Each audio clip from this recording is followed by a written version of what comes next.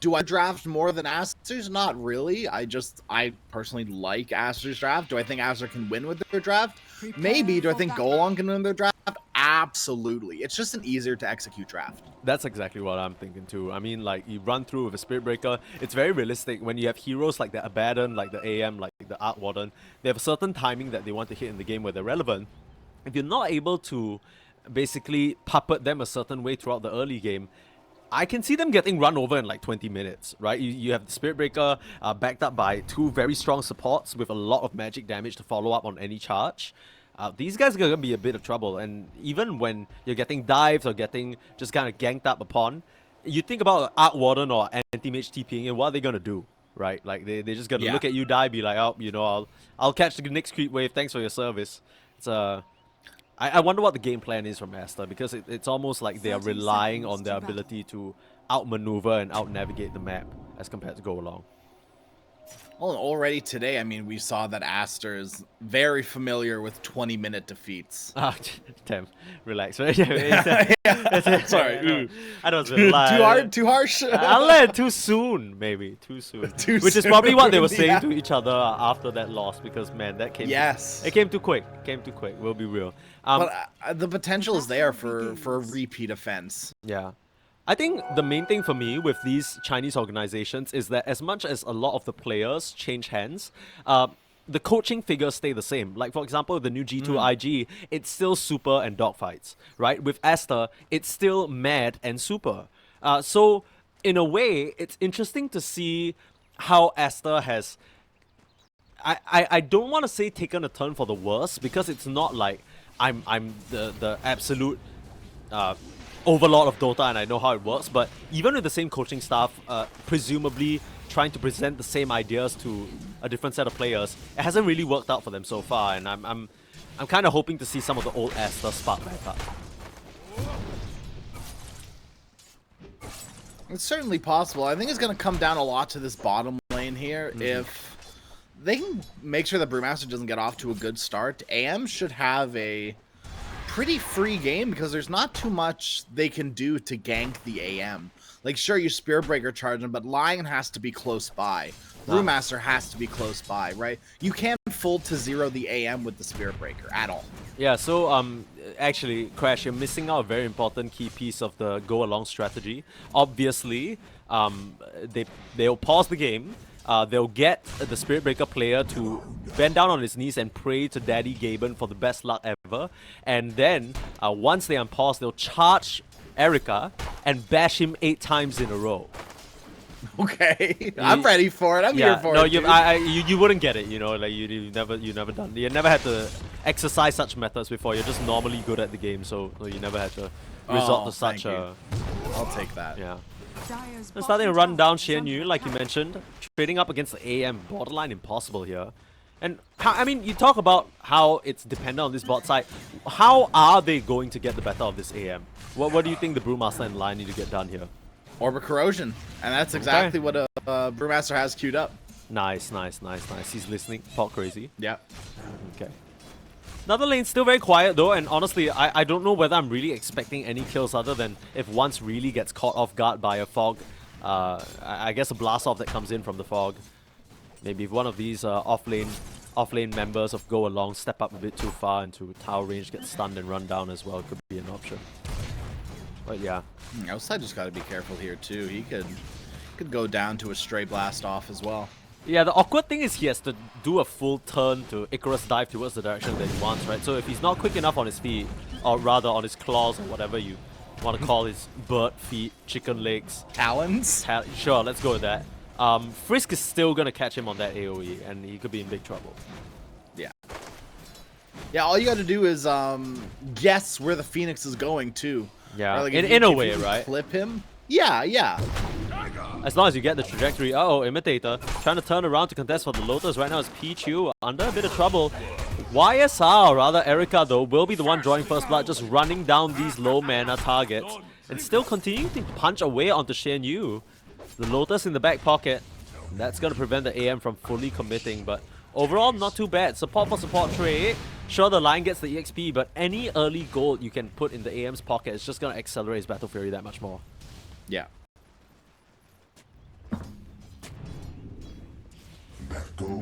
It's going actually pretty well for Wymo. He's not that far behind at all.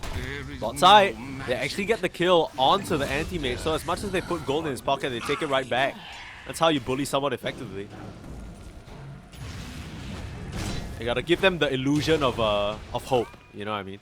yeah.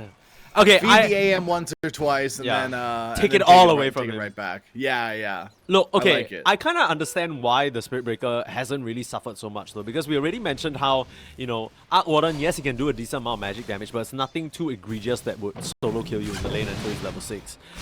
Spirit Breaker, all he really needs to do is charge wave, right, and probably sack a bunch of his HP. Oh, a bunch of, that's more than a bunch of his HP. This man is dropping low. Oh my goodness. Wymo. It's okay. He's got more tangos. Yeah, I mean, okay, yeah, but Wymo so far, based on what we've, the games that we've seen him play, seems to have trouble converting, you know, early aggression into any sort of lasting, tangible advantage. And he's just gonna charge through again. Echoes just laying the hurt onto him, force the TP out. The Wraith doesn't actually. Oh, the Wraith is actually going for him. Wraith will follow, yeah. I don't think. No, it won't. Well, it will, but Animation, small indie will, but it company. won't. All crazy. Yeah.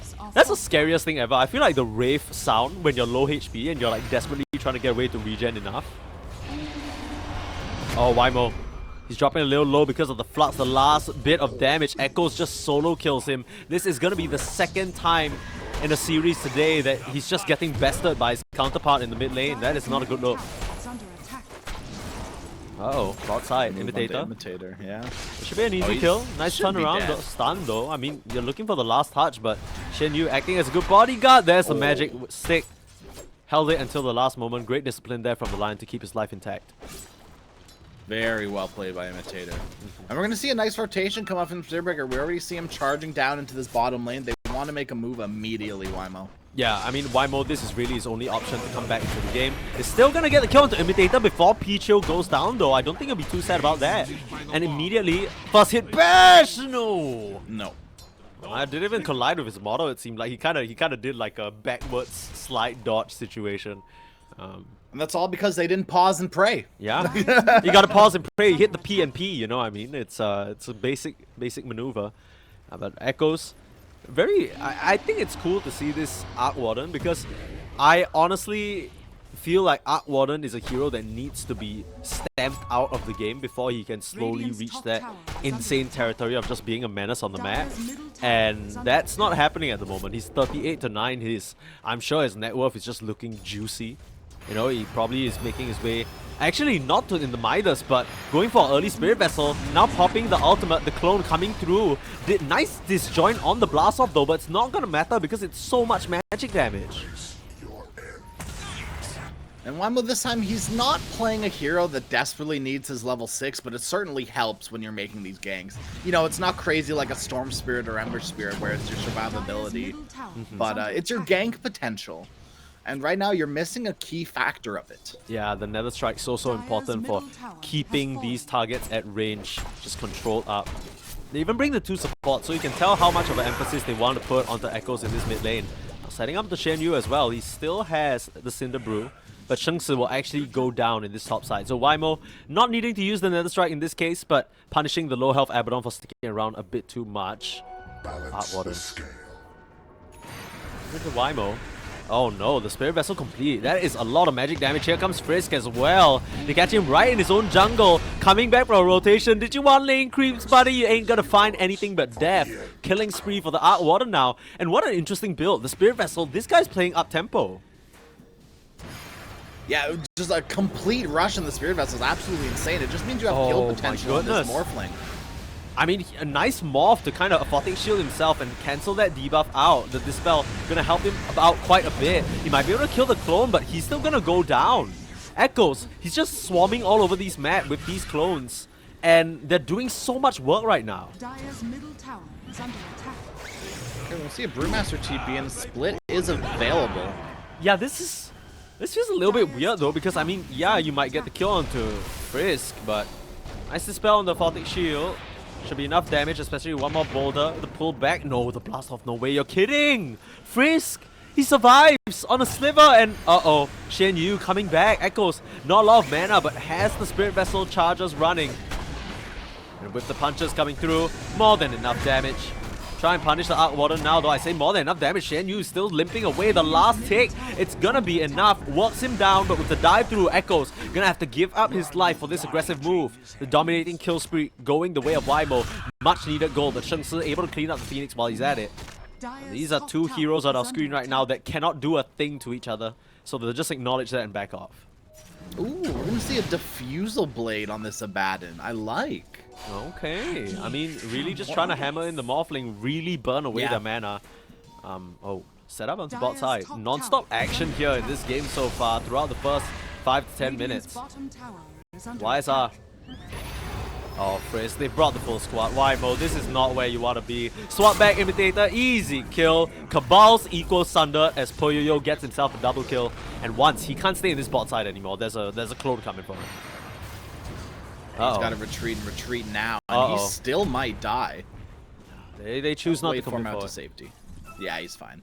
No, having a tier 1 tower is never a good sign. Yeah. I mean, you could maybe if Picho had the swap, but he already used it on Imitator, and you know, respawns coming through. It's still early stage in the game. But this is everything Aster could ask for, right? Maybe you're thinking that Abaddon could have a bit more items, but he's gone for the Orb of Corrosion to really emphasize some early game aggression. Other than that, Aster, they have a really good game plan, right? The Arc Warden as well as the two supports can make a lot of space for this anti-mage. Yeah, this Techie's ganking potential is absolutely insane.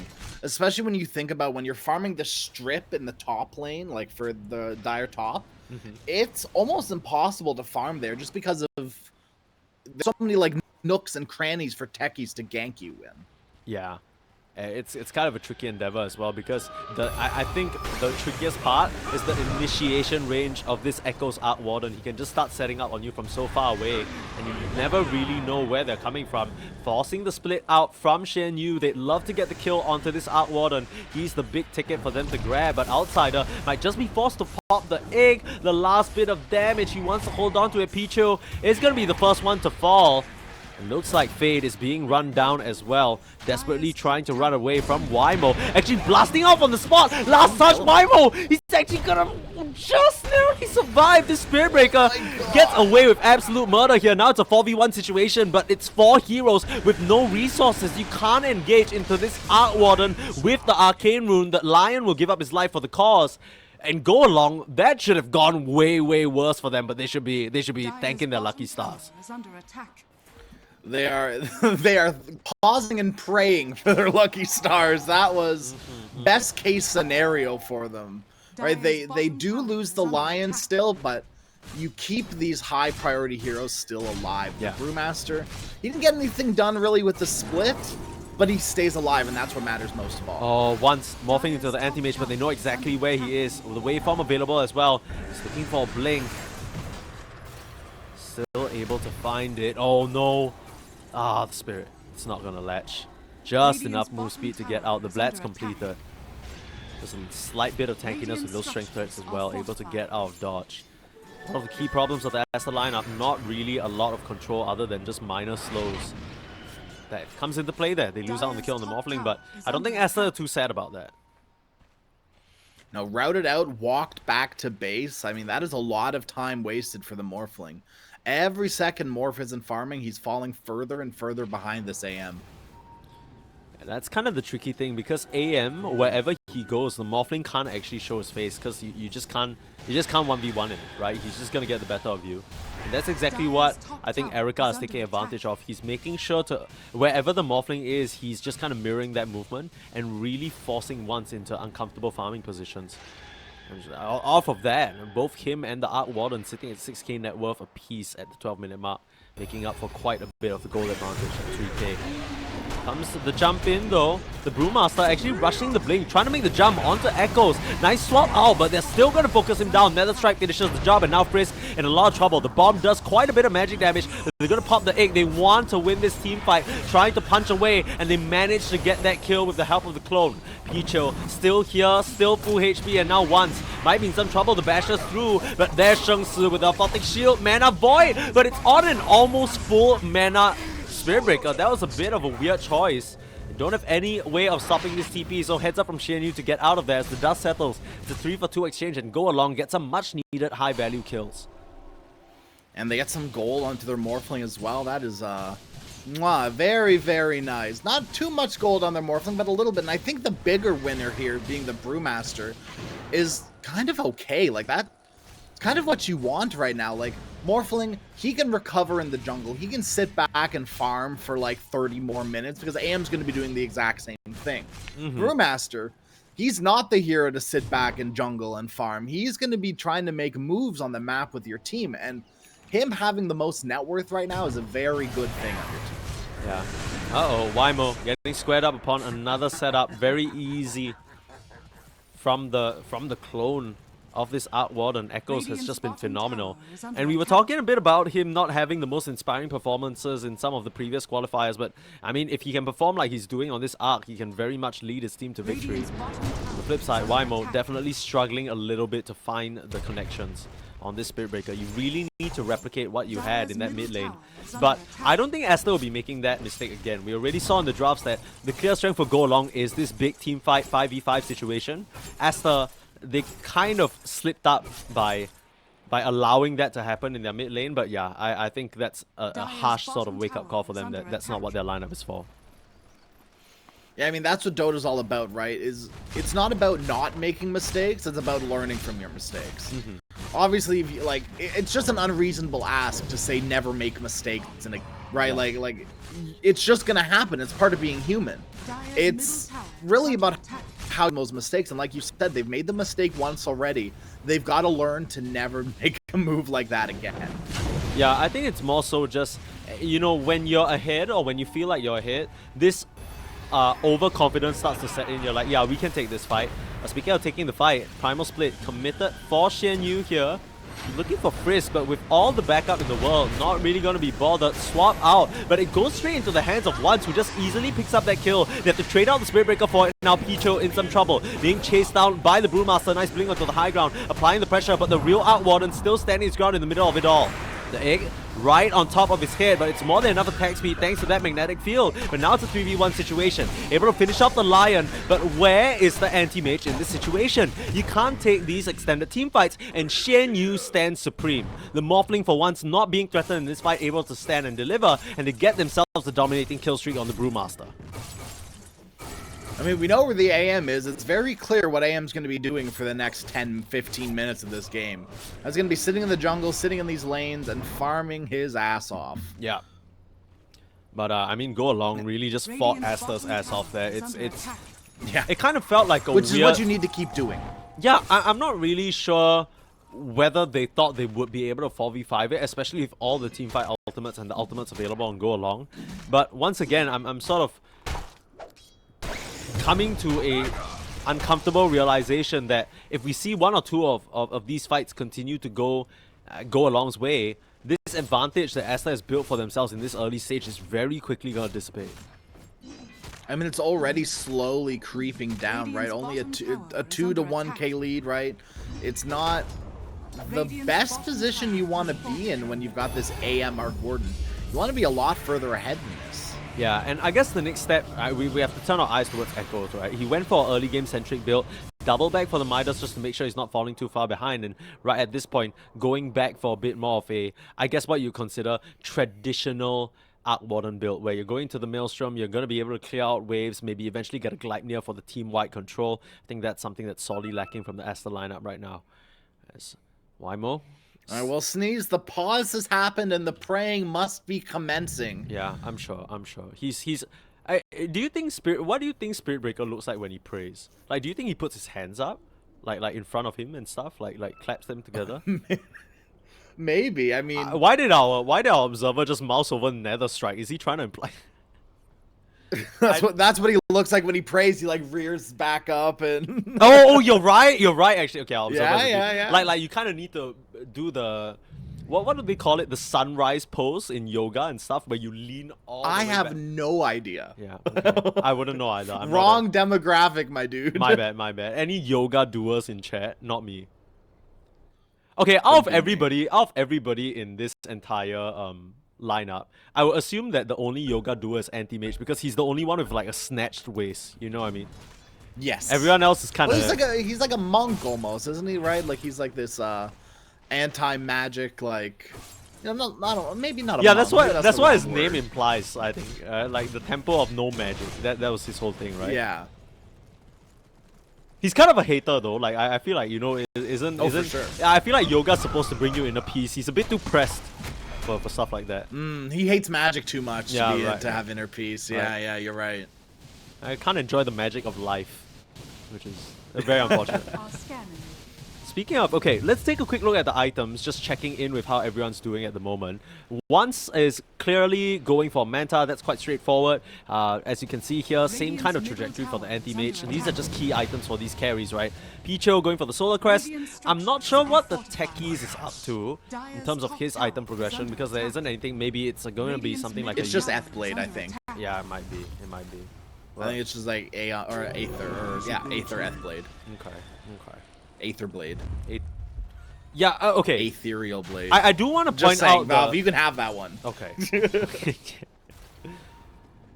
Wymo, Midas, Shadowblade, nothing too crazy. I mean, I did want to point out a sentry under the tower catches Wymo, stepping a bit too far out of his territory, but there's Poyoyo, Erica, whatever you want to call him, you might just have to call him dead. Still surviving for now thanks to those strength threats and the inherent magic resistance. Got that counterspell up to level 2, that plays a big part. They're just not able to touch him. That's kind of one of the problems you mentioned already, Crash. It's just going to get harder and harder as the game goes on, it feels like. Yeah.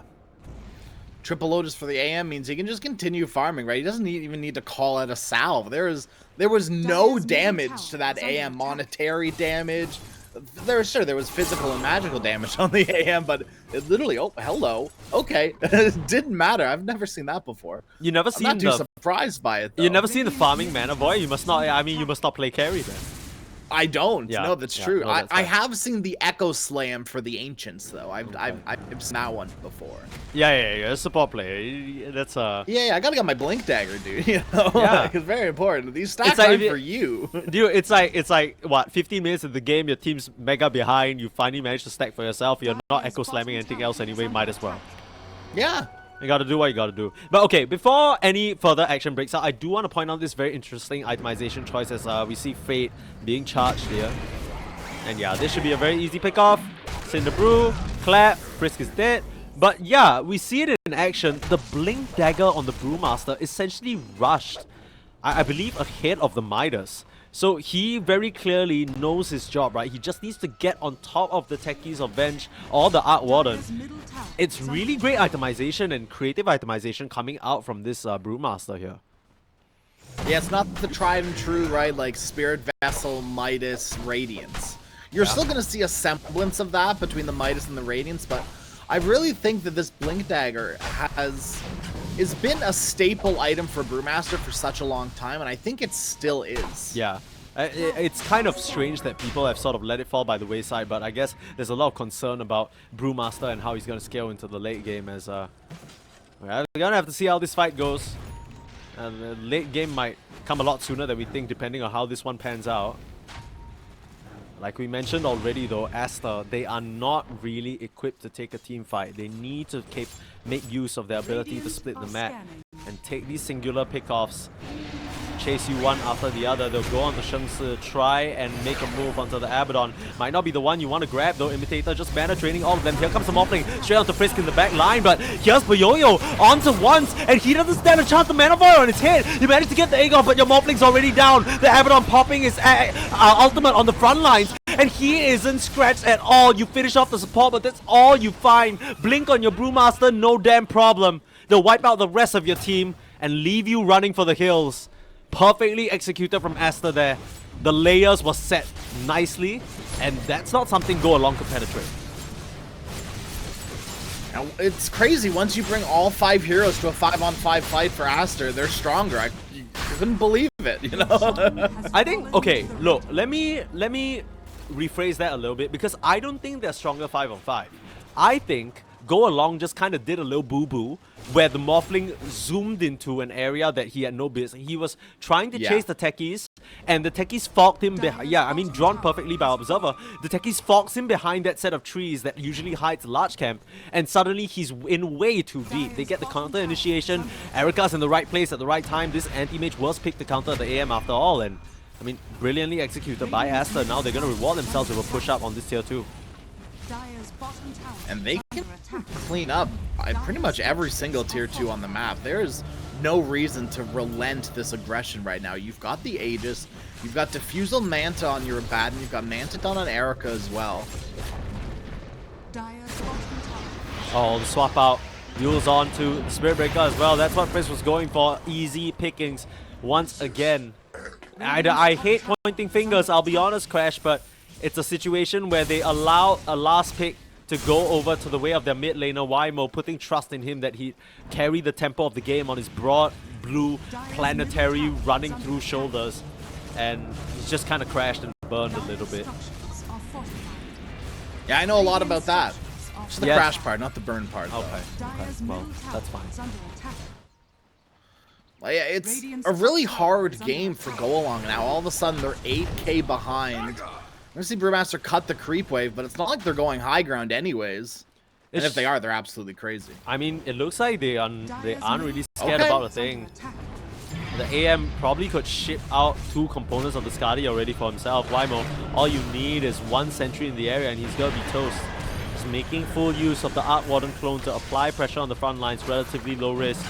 We'll give a decent chunk of change over 2 once though. So, yeah, watch out. 240 gold, that's a support kill. Yeah.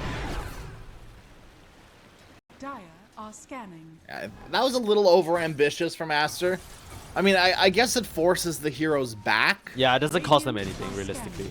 No. Well, it cost them 240 gold. Or I guess it doesn't really cost them, does it? It just... Yeah, no. It's an influx to the more... Yeah, I guess you're right. Yeah, it didn't cost them anything. Yeah. I mean, it's the Morphling they just killed also, so it's like sympathy points, you know? That must... Yeah. I mean, we talked about this Spirit Breaker pick already. Oh, a little unfortunate how that played out for Yo-Yo. Blinking right into the trajectory of a charge. But I think, speaking of the charge, I felt like it was on Wymo to try and find these rotation opportunities early on. But they just kind of came out of the goal alongside lane so rough that the opportunities never really presented themselves. Yeah, they shut him down, I think, way too hard for him to make any sort of impactful movements in the early game. It was quite a while until he got the level 6, and like we talked about, sure, it's not like a Storm or an Ember Spear level 6. He can still make moves, but it gets incredibly harder to full to 0 people without your Nether Strike. Yeah, 100%. And I mean, now you think about it, we're at the stage of the game where the Nether Strike damage is kind of negligible, especially against heroes like the AA Abaddon, who just have so much inherent effective HP. I'm kind of struggling to figure out how Go Along can try and, like, once again, it feels like it's a miracle team fight, and so much for ease of execution. They haven't really been able to execute anything, or anyone for that matter.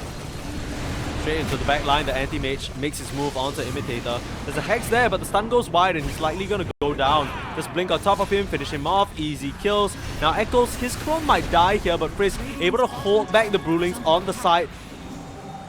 Just wants to make use of that Aegis here as the charge comes through. Once actually morphing into the anti-mage, that's a good one to get. But uh-oh, Shen Yu dropping a little low, that's a real Brewmaster. Oh, get swapped back. What's she gonna do, Shen Yu?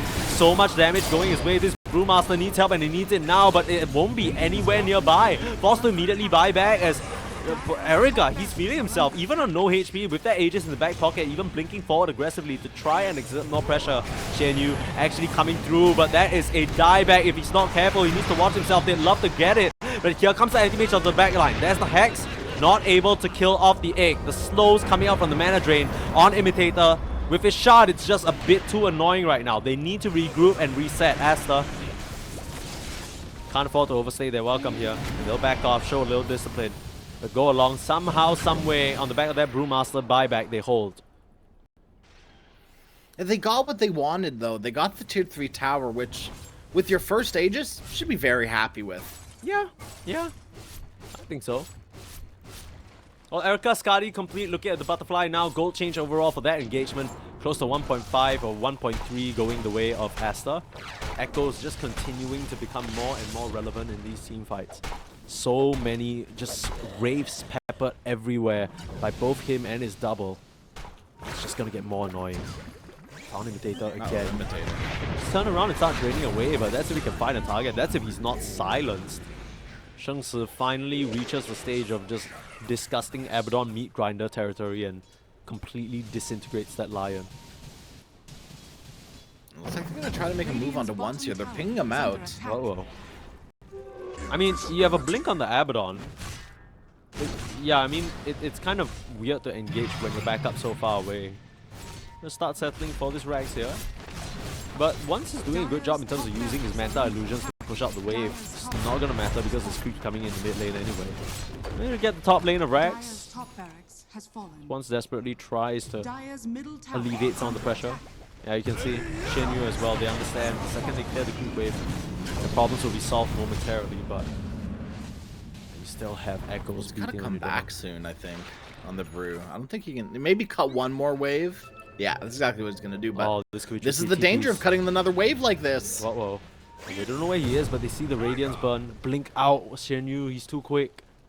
Oh, he's gonna get away with this too, that's crazy. Yeah, I say that, but who's he gonna run up onto him? Use the Diffusal, he still has Primal Split. Radiant's bottom tower is under attack. Not the split that you want, though. There's no team around. They could just try to kill your Brewlings. Yeah, the problem is I believe the Fire Panda is still alive, so you can just swap over to that. He's out of there. Oh, he actually, okay. I guess he doesn't have the shot yet, is that right? Yeah, he doesn't have the shot, no, so he can't pull back on command. He really needed that Earth Panda to be untouched there, and thankfully they just kind of gave up on that situation. But yeah, we're in the state of the game. If they did kill the Earth Panda, you'd be fine. Yeah, perhaps, because he still has fire. Yeah. Look, 28 to 16, not too bad. 11k gold lead, not too bad. But when you're in that state against this particular lineup, it feels like suddenly your team fight ain't gonna work the way you're hoping for. Whymo force the BKB just to get out there, but just get swapped back into the fray. It's been so easy for Picho to find these. Jump forward as well. Frisk finishes off another. I mean, with how much impact the Spirit Breaker has had in this game, I wouldn't be surprised if you told me it was position 4. Yeah. Without any buybacks on Golong, this is feeling like it might just be the nail in the coffin sneeze. They still have one lane of Rags, but I think I agree with you, where I don't know which one of their heroes even deal well with Mega Creeps anyway. You could make an argument for the Spirit Breaker, but jumping forward, Shengsi ready to just put in the work. The blast off perfectly lands on the 3. You couldn't ask for more. Or maybe you could. Morphling going down, Shen Yu, the last one to fall. Watching his allies crumble all around him, and GG is called. They understand they stand no chance in this game. They'll tap out. Aster go up 1-0 in this elimination lower bracket round. Yeah, like you said, this is the lower bracket, so Aster, they are one win away from continuing their journey here in these close qualifiers in Golong. It's all been downhill since